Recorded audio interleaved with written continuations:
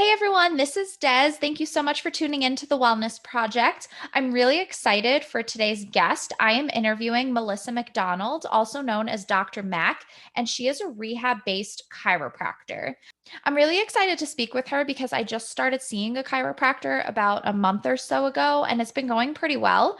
But there's a lot of different types of chiropractors and a lot of different methods and techniques and stuff. So I'm really interested in speaking with her and getting her take on the field.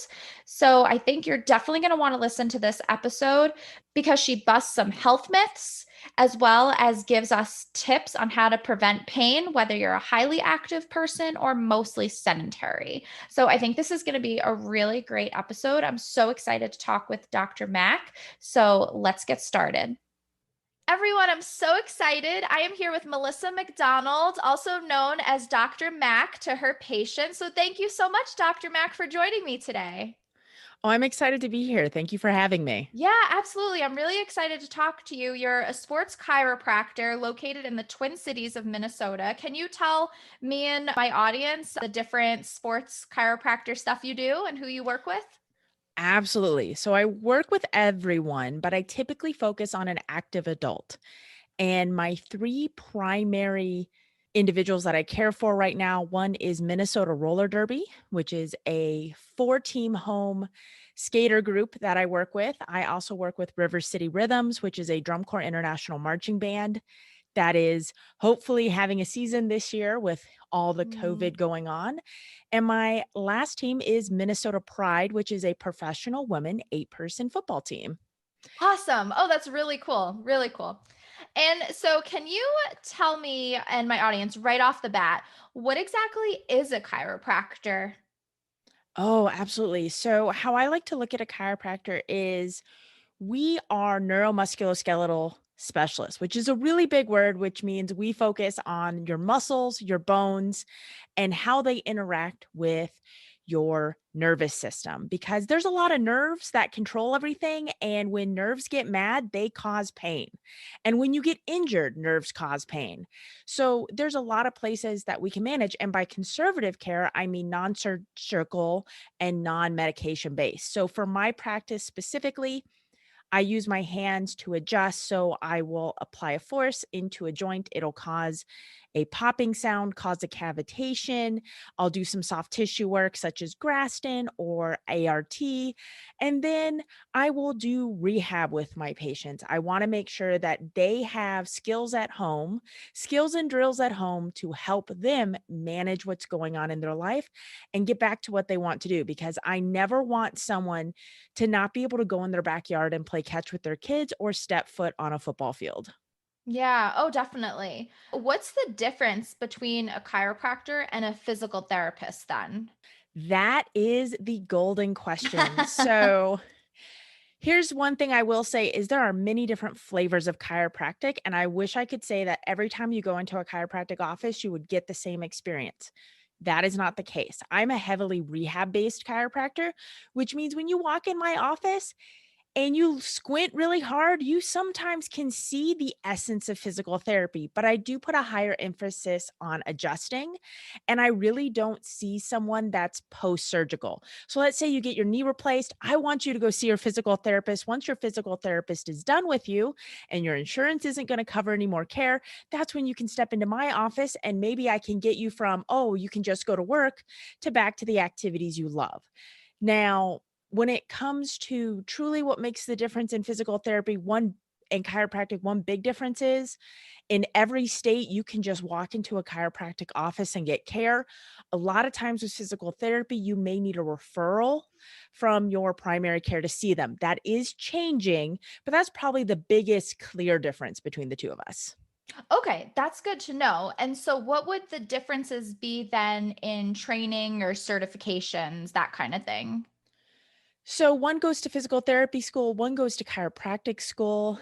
Chiropractic school, there are 14 of them in the country. So there's not that many. And there are a variety of courses that we take. The first year, honestly, is very similar for physical therapists, For medical doctors, for dentists, it's anatomy, it's physiology, it's biochemistry, it's histology. It's all your basic sciences to understand how this human standing in front of you functions, so that then as we get into diagnostic courses and treatment courses, we understand how the whole system is interconnected. Our program is 3 years long. I believe a physical therapy program is 2 years long.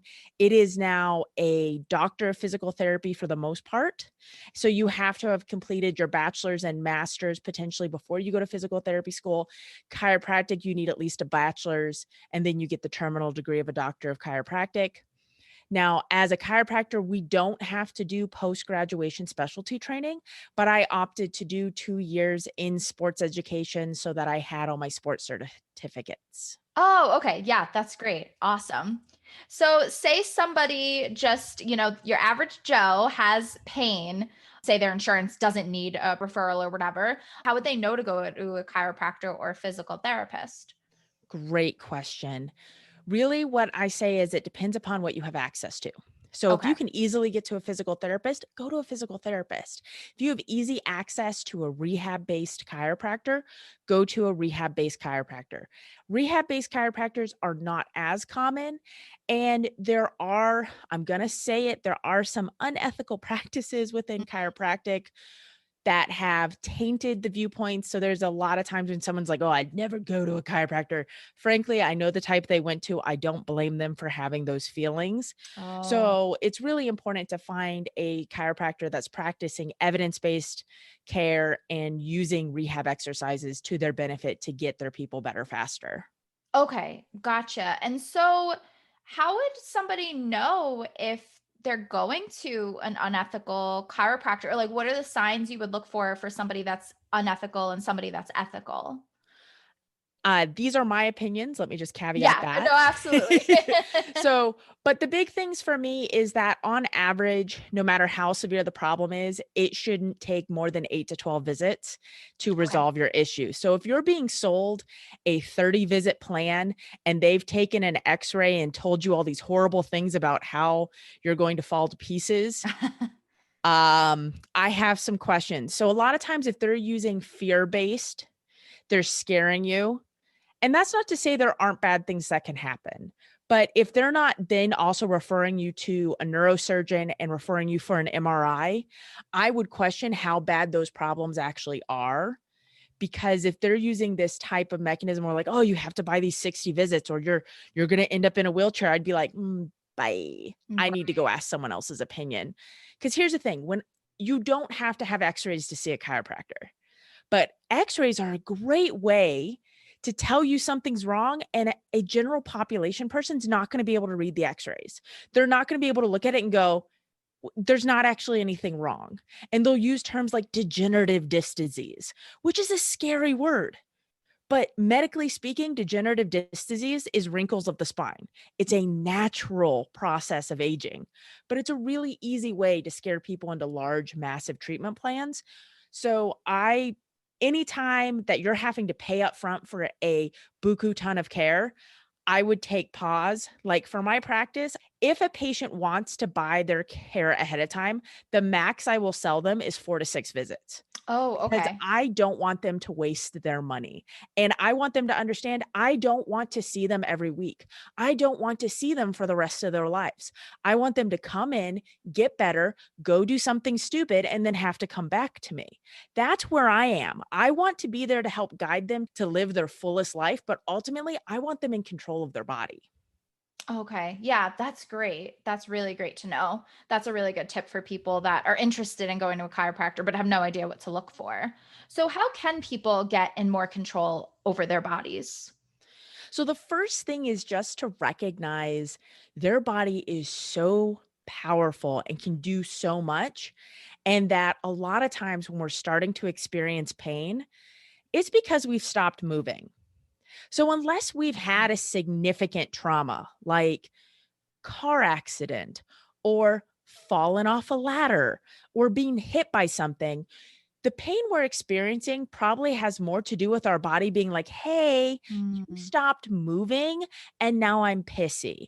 Which is why, like, when we turn 30 and all of a sudden we can wake up and think we died from falling asleep wrong on the couch, like, think about what's happened in our life. All through our kiddo years, our teenage years, we're active, we're playing sports. College, we're typically more active than we are an adult. Then we become real adults, we get real jobs, we decide to have families, and then all of a sudden our priorities switch from us taking care of our health to taking care of our family's health, taking care and making sure our kiddos can get to everywhere they need to be.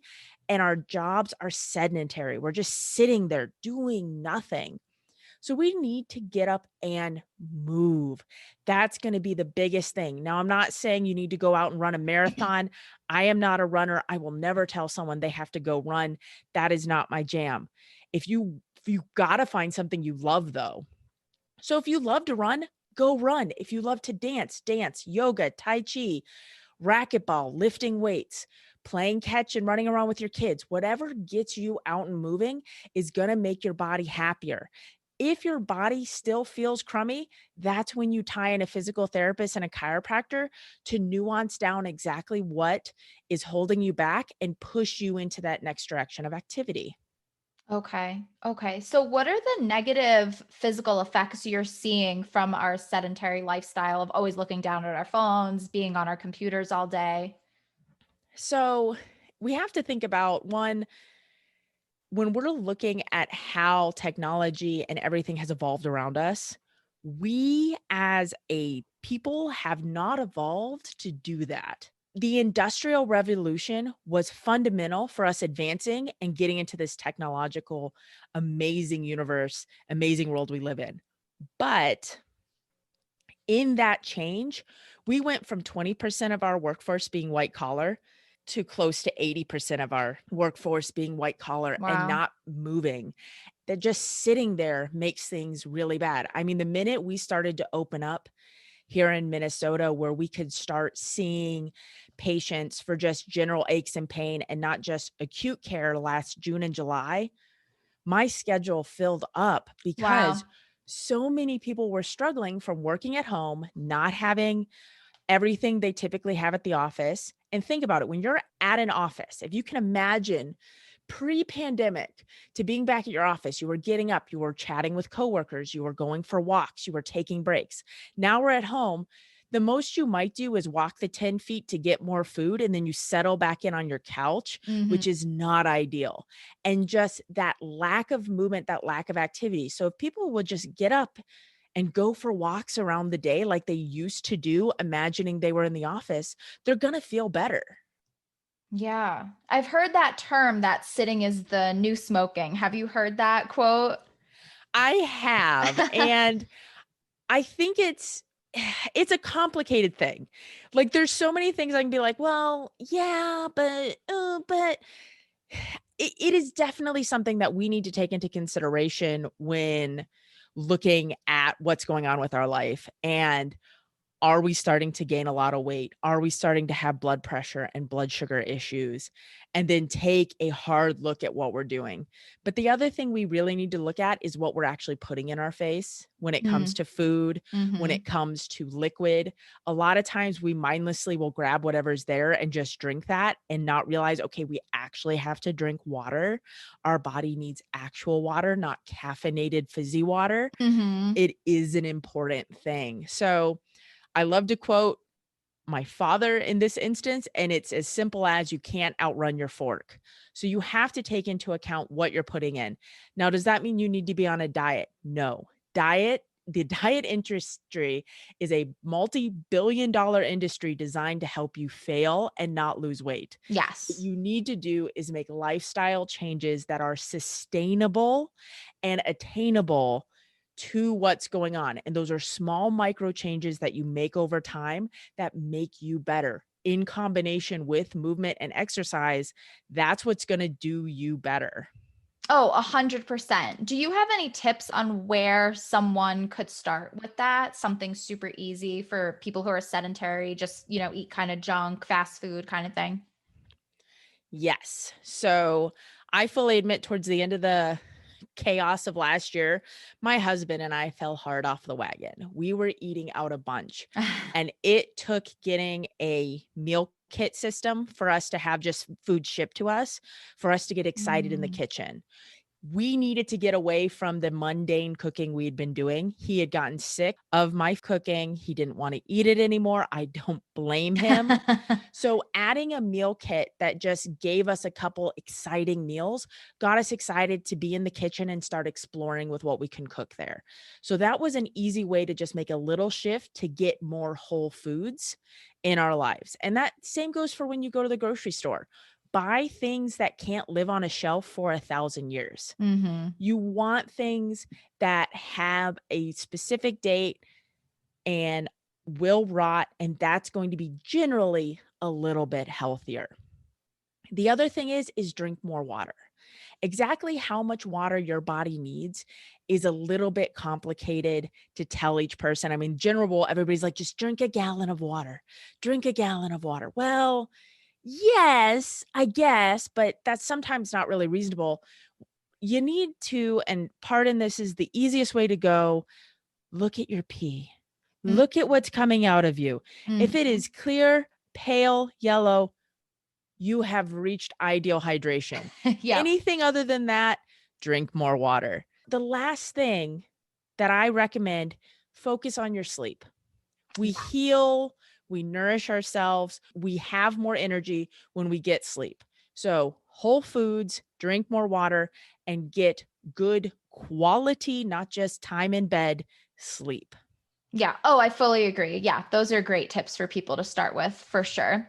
And so you said that you focus on the rehabilitation like aspect of being a chiropractor. What are other types of chiropractors? So, just as there are flavors, there are so many different types. So, I'm predominantly sports chiropractic rehab based. There are pediatric based that focused on kiddos and pregnancy. There are geriatric who see the older populations with osteoporosis. There are internal medicine specialists. There are those that have done extensive additional training in nutrition. There are chiropractic radiologists, Okay. which I honestly thought about becoming, and then I realized I hated sitting in a dark room Oh, reading gray yeah. images. But pretty much any type of chiropractor you could think of, the most common is going to be your family practice provider. That's kind of the run of the mill, what you're going to see day in and day out from your chiropractors on the corner. Okay, great. And what made you go into being a chiropractor? Oh, that's a doozy of a question. I always knew I wanted to help people. I just didn't know how I wanted to. And initially growing up, I wanted to be a surgeon. Oh, wow. I grew up watching Grey's Yep, Anatomy. I was gonna say. It was Grey's fault. The issue is that I decided to then shadow and make sure that I really wanted to do that. And when I actually got into a surgeon's practice and shadowed them for an entire summer with their in-office and in-operate, like I got to go in the OR all Wow. summer long and see how they worked with patients. I realized one, Grey's Anatomy, huge dramatization. No, that is not how it works. And two, frankly, US health insurance really sucks. Yes. And Mhm. I hated that they had a very finite, because they were in a hospital system, as most surgeons have to be, they have a very strict finite amount of time that they can spend with a patient in consultation to make that value for the hospital.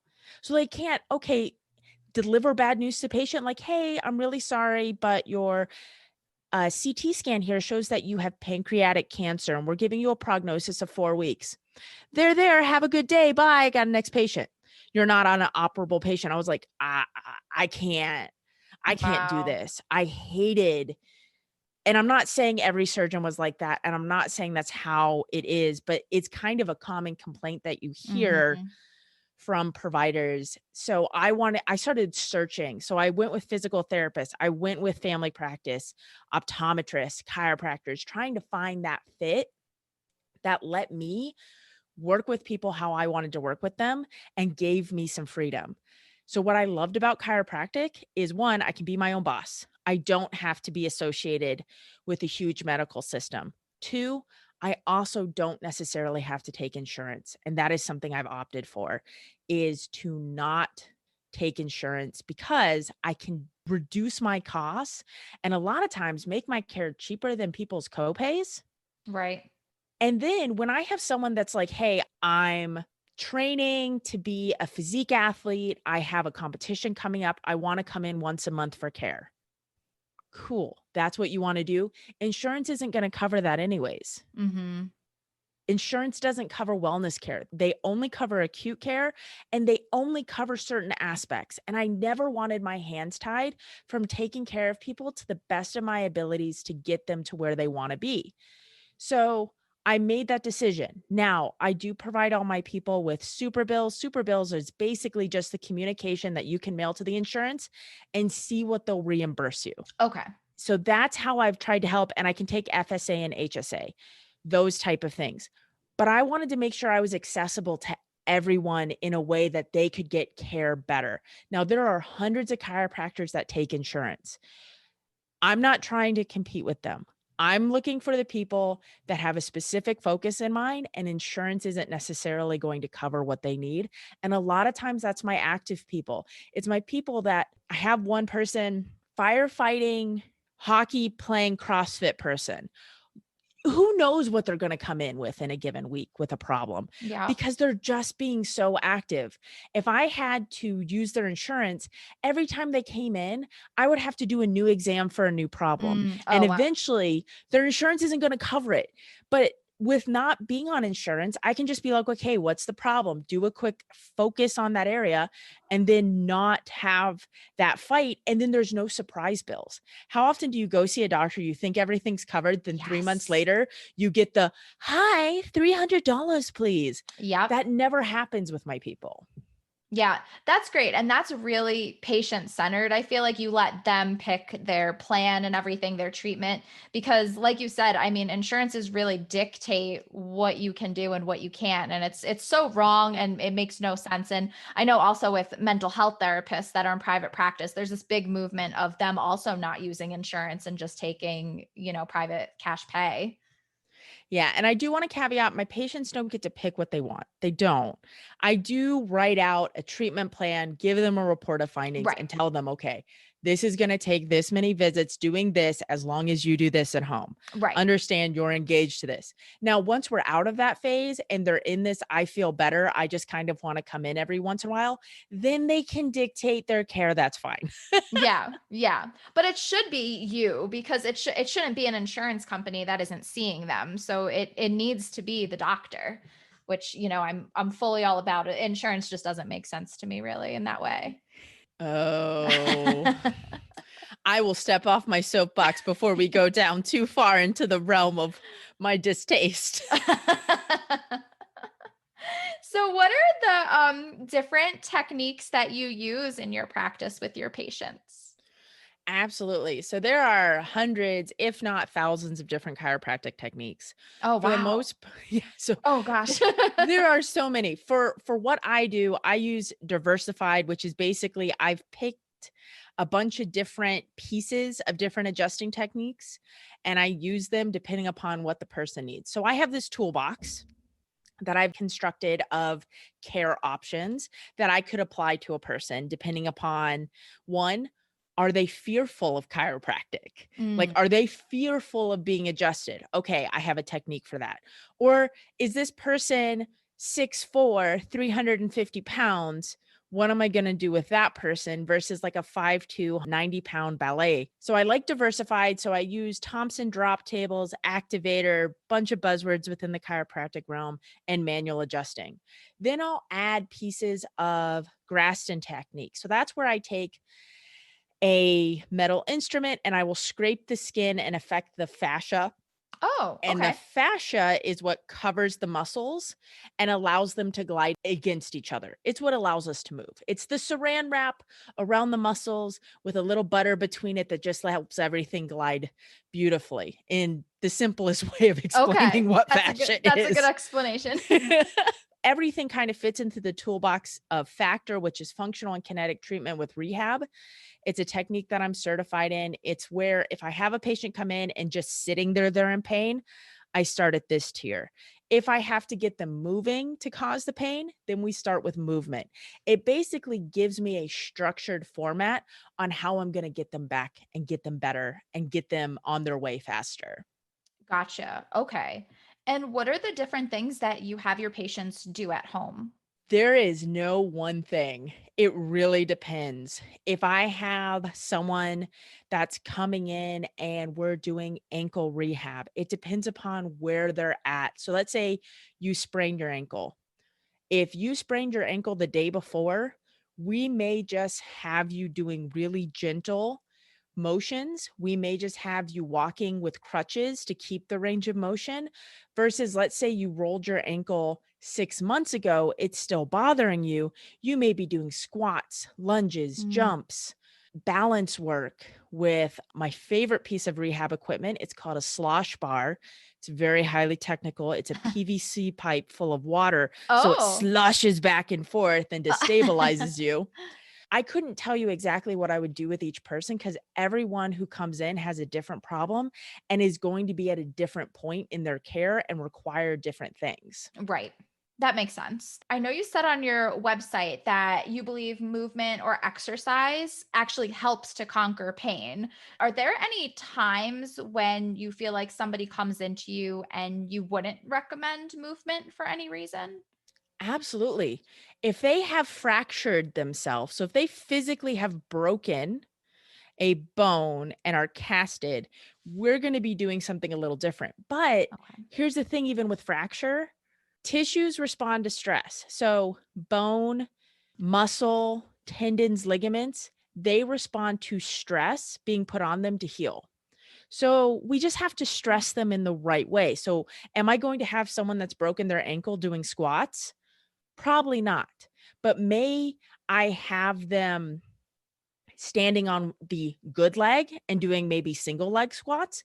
Absolutely, because Oh, there are neurologic pathways that if we train the leg that's uninjured, it can help maintain the leg that is injured and help it heal better, which is like a whole crazy mind thought, but it is really patient dependent. If I have someone that they're in so much pain that they can barely walk in the door, this is gonna sound crazy, I'm still gonna give them movement because does that person have to get up from their bed and go to the bathroom? Does that person have to get up and get food? Yes.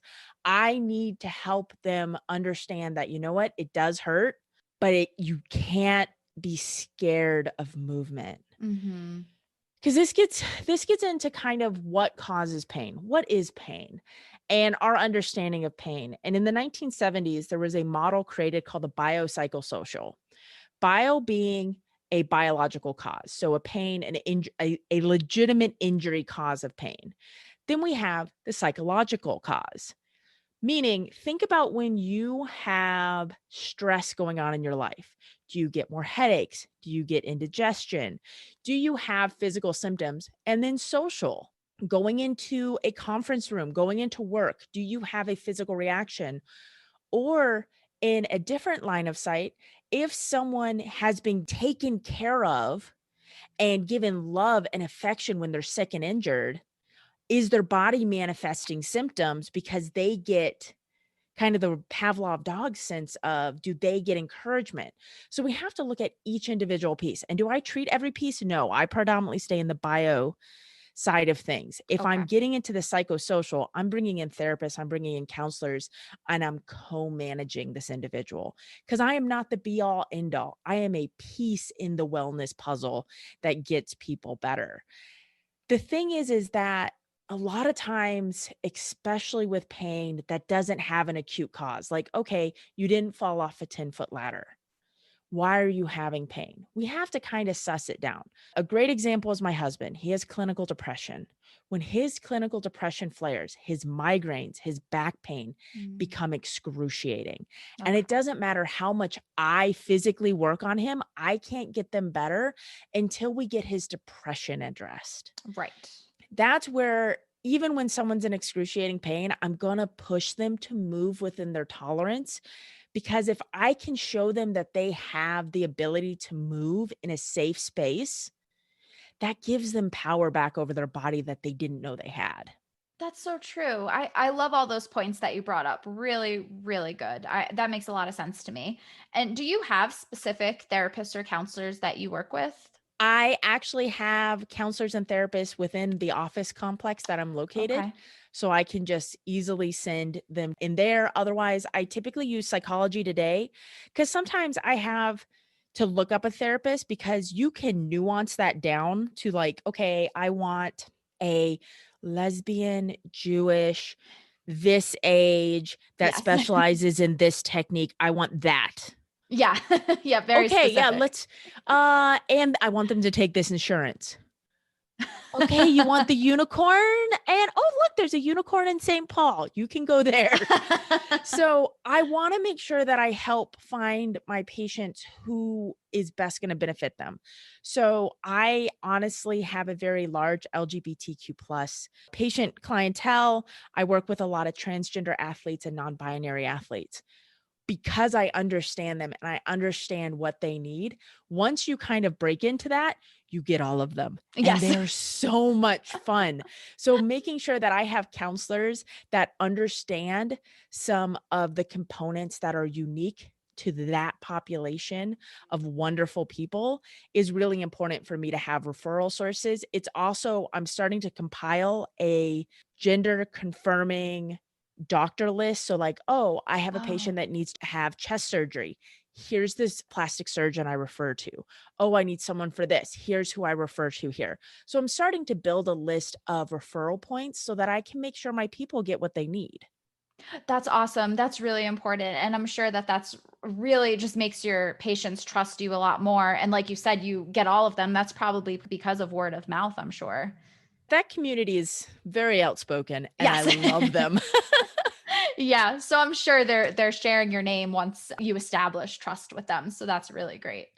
And I like that you said that you're just a piece of the whole wellness puzzle. I think that's really important for people to understand because like you said, I think some people might be like, "Oh, I have this pain. I'm going to go to a chiropractor or physical therapist or my primary and poof, that's it." But it's so much more than that. Like you said, it's the sleeping, it's the eating, it's the exercise, it's our mood, it's our emotions, our stress, things like that. So it all ties together, and I think people don't realize that. Like you said, your husband has clinical depression. I think people don't realize I have depression, I have anxiety. Why am I getting all these headaches and stomach aches? They don't connect the dots in that way. It's just not talked about. And like if I'm in the process of building my ideal space and it'll slowly grow. My clinic's been open. So I've been in practice for close to 6 years, but my personal clinic's only been open for 2 years. I survived a pandemic and I'm just really happy and That's grateful for that. awesome. That's great. But now I'm really looking at growing and bringing in people that I want to work with, that I want to work with my people. I want a medical doctor on site that can take care of my people. I want an acupuncturist. I want a massage therapist. I want a nutritionist. I want a physical therapist. I have a strength and conditioning coach. I want people to have access and to have people that talk to each other. Because how frustrating is it when you go to your doctor refers you to someone, and you sit down, and that doctor goes, "So why are you here to see me?" And you're like, "I was sent to you by did you not read my chart? Like, what is this?" Like, I want to have actually integrated care where providers are talking and getting you better because they actually are communicating to figure out the best path of care for you. That's what I want. That's all. No big deal. That's all I want in my life. And that should just be the standard. I mean, like, that is super frustrating. I was recently referred to somewhere and had that same conversation. "Why are you here?" And I'm like, "I don't know. My doctor sent me to you. You tell me. I don't know."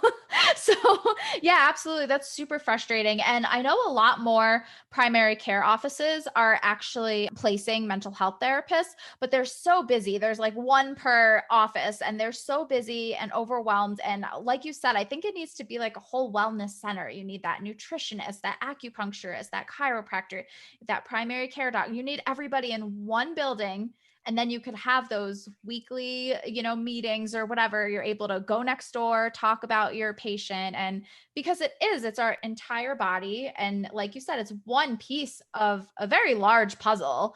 And if you're always getting spread to all these different people, it doesn't connect and come back to each other. And then an issue can go undiagnosed for a long time because nobody's connecting, nobody's communicating. Oh, it's very frustrating because there's so many times you have a condition. For example, Ehlers-Danlos syndrome. Ehlers-Danlos syndrome is I'm going to say fairly common underdiagnosed condition of hypermobility, Hmm. where your collagen in your tissues gets all loosey goosey. You're double jointed. You can put your hands flat on the floor without stretching.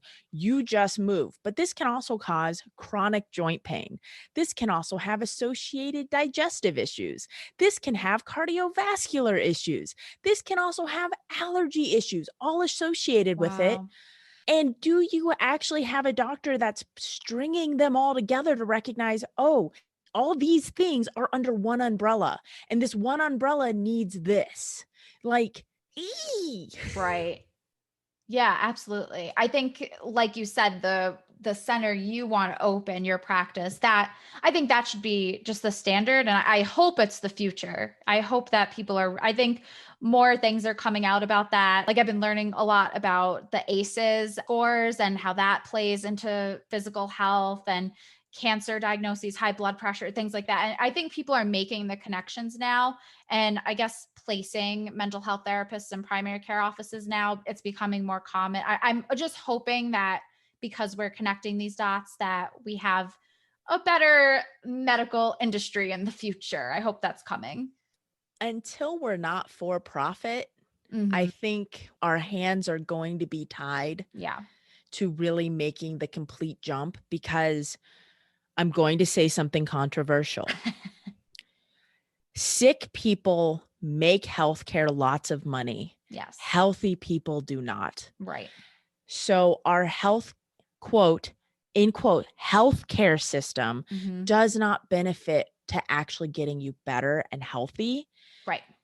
and preventing you from getting sick. And that's the key, preventing you. Once you're sick, they got you. They will take care of you and keep you alive forever, Yep. but they won't prevent you from getting to that point of sickness.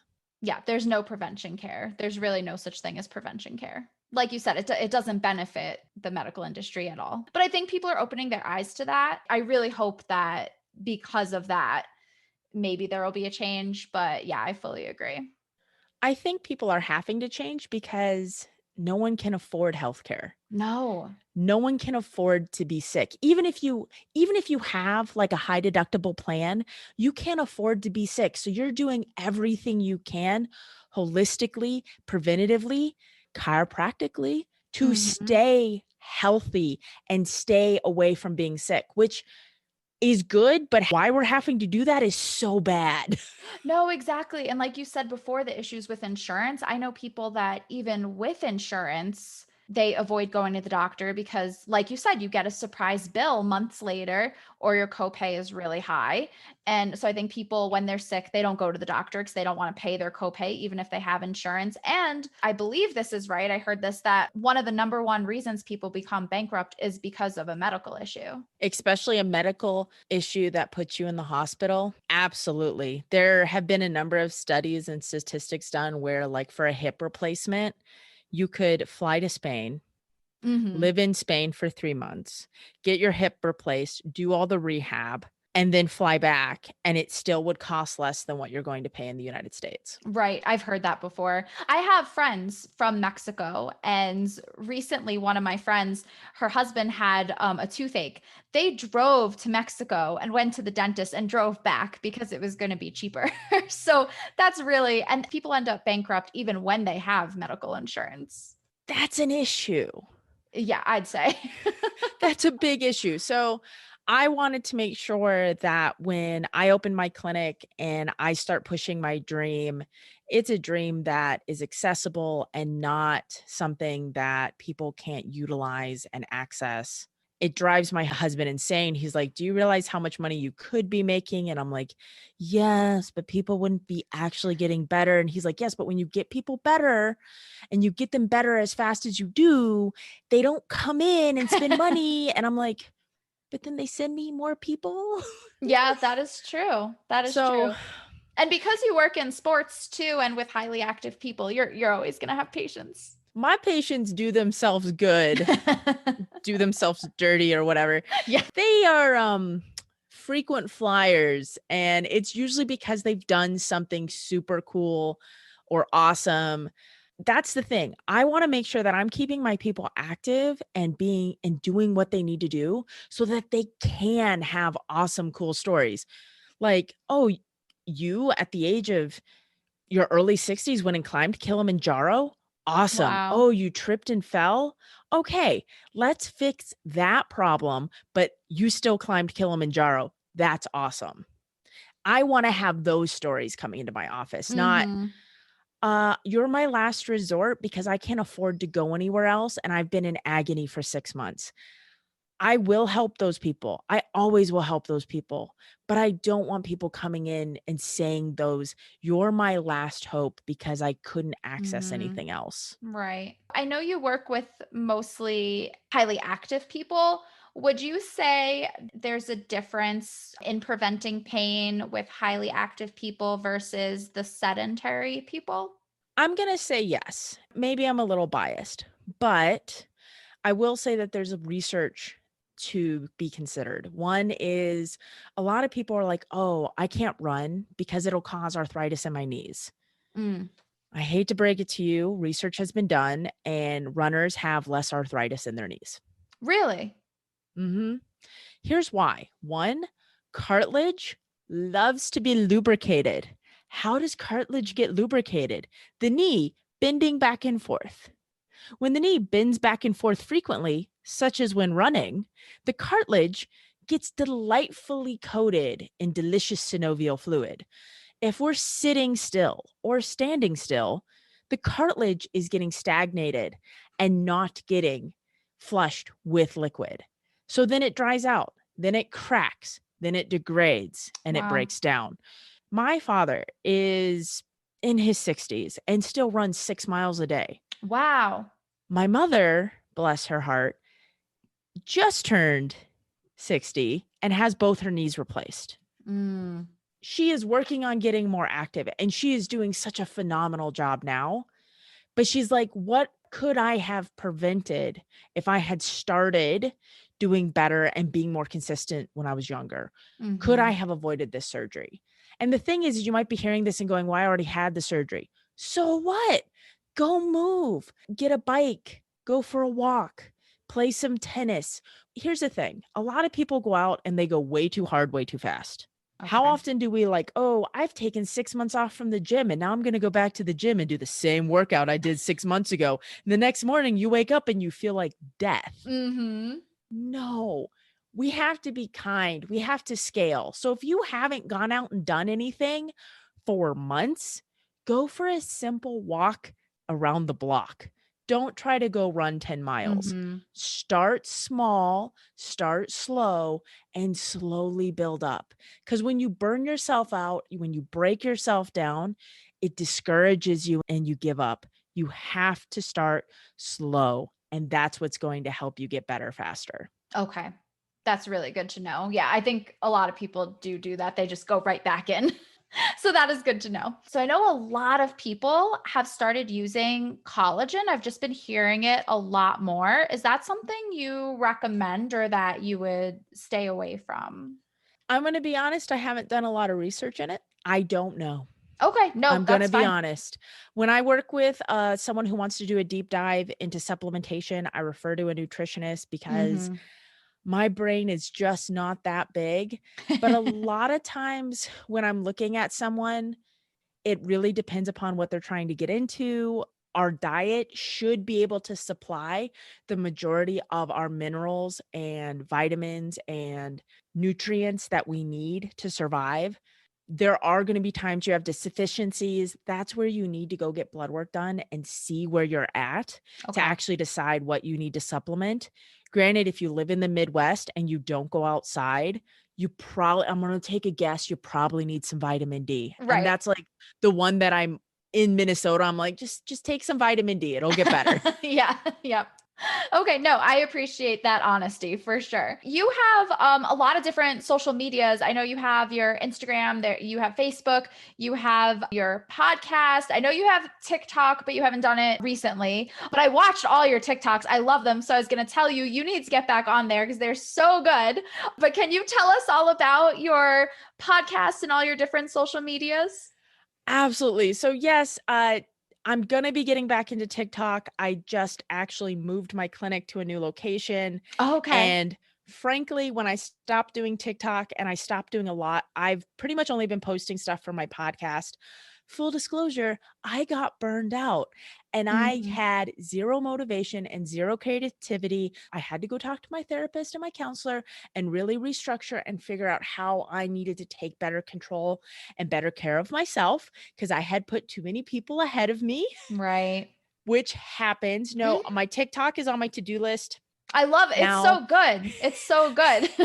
I now loved that it. I have a bigger, nicer rehab space, I'm gonna be doing a bunch more. Awesome. I just needed to take a moment for myself and Oh, feel a yeah. little better. But my podcast, now that is something I release each week. It Okay. is the Mac Performance Podcast. It will whiplash you back into health as we jump from topic to topic. It covers everything from topics on menopause to finances to concussions, burnout. This week, we just released an episode on it's okay to change your career when you're older. Just different components. So for May, I'm actually doing a mental health month. For June, I'm doing a pride month. Sometimes I do themes. Other times it's just bumper cars of who knows what topics coming up the next week. And there is something for everyone. I try to keep them really light, digestible with an easy take home thing to add to your repertoire each week. Awesome. I love that. I love that as a chiropractor, you're so focused on the whole body and the whole person, just the total puzzle, like you said. Yeah, I looked at your podcast. I saw episodes on relationships, boundaries, self care, mental health. So I love that as a chiropractor, you focus on all of those things and that you realize the importance of them. That's really awesome. And for the most part, I just bring guests on. I find experts from around the globe to speak on their expertise. I don't try to pretend to know everything. You Hmm. want to know how to fix your ankle? I'm your girl. You want to know how to fix everything that's going on at home with your relationships? I will find you your human. Awesome. Awesome. Well, Dr. Mack, this was amazing. Thank you so much for talking to me and my audience today. I'm sure this was really helpful for them. Oh, thank you for having me. This was a blast. Just remember eat, sleep, and drink water. Awesome. Yeah. Thank you so much.